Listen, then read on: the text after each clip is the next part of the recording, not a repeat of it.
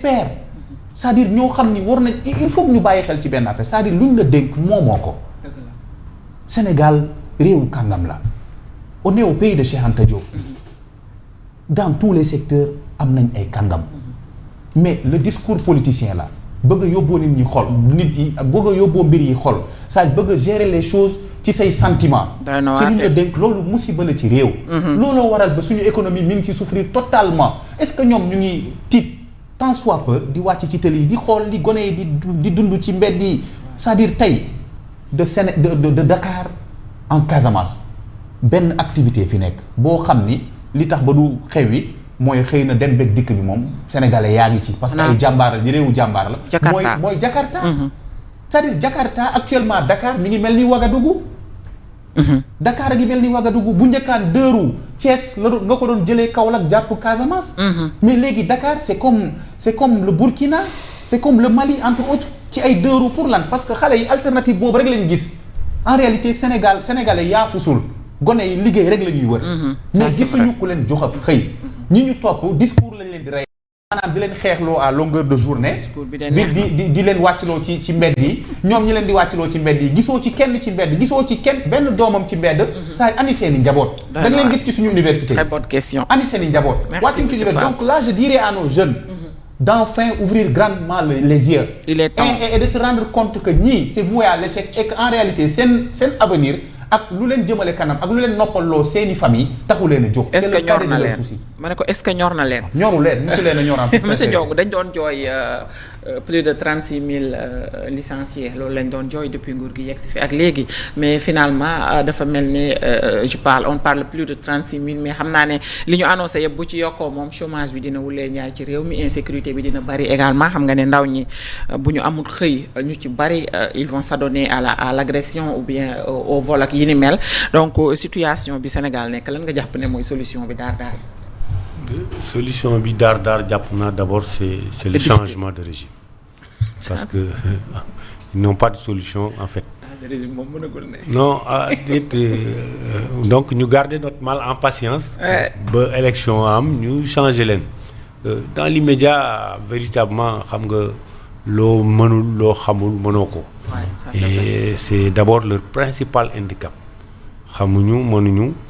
et malheureusement on a perdu beaucoup de temps si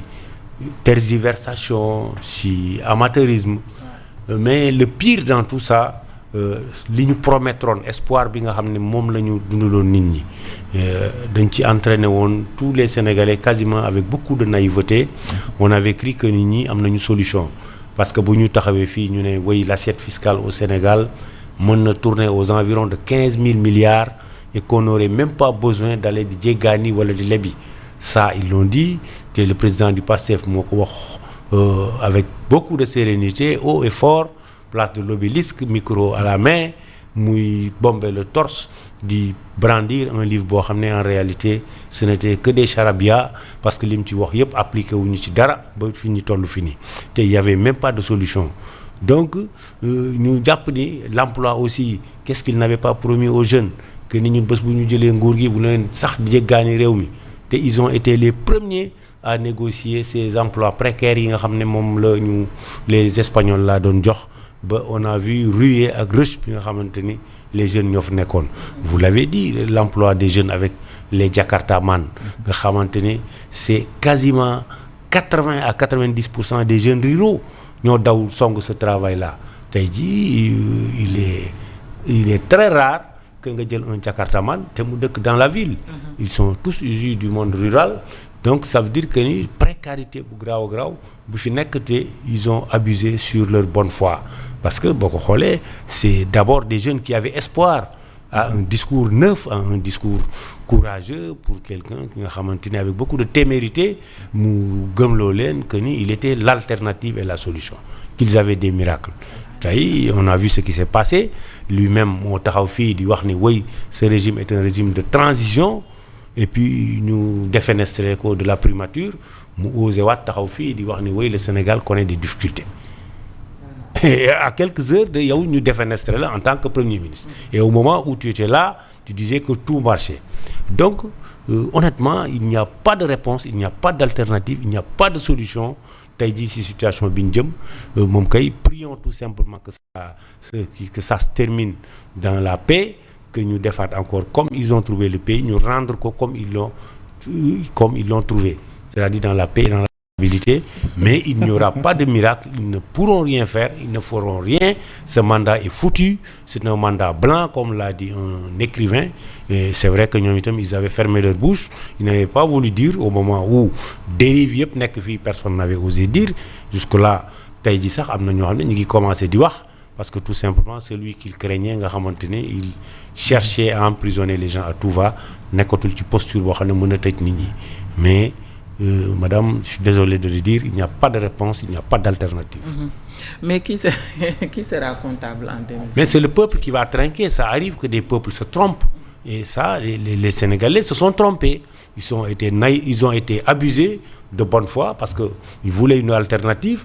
Un régime qui est là, un président qui a un bilan, le président Macky Sall, mu mettre le Sénégal sur la rampe de l'émergence, mu nekk di liggéey, ñu gis véritablement des réalisations concrètes.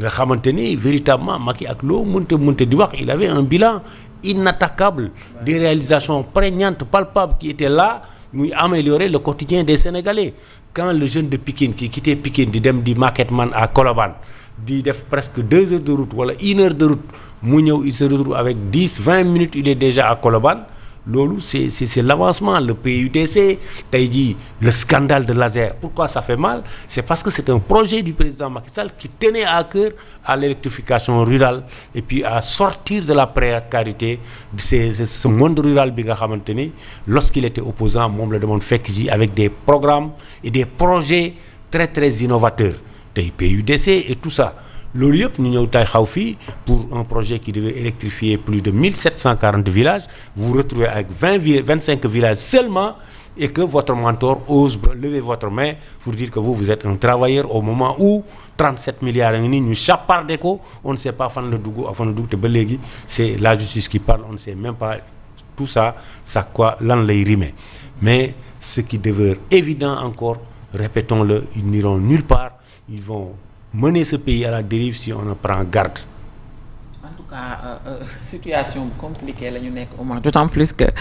Sénégal dañoo éliroon ab duo Sonko Diomaye, ñu jaayoon leen ne ku ca nekk mooy moroomam, kii mooy kii kee mooy kee, loolu lañ jaayoon askan wi. Fii ñu toll nii xam nañu ne gouvernement bi ñu yor depuis 2024 am na médiocrité bu doy waar bu ci nit ñi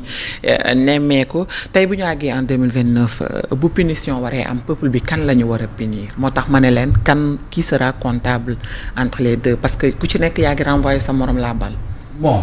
ñoom ñaar ñëpp la ñuy punir, mais plus Sonko ko Diomaye aussi.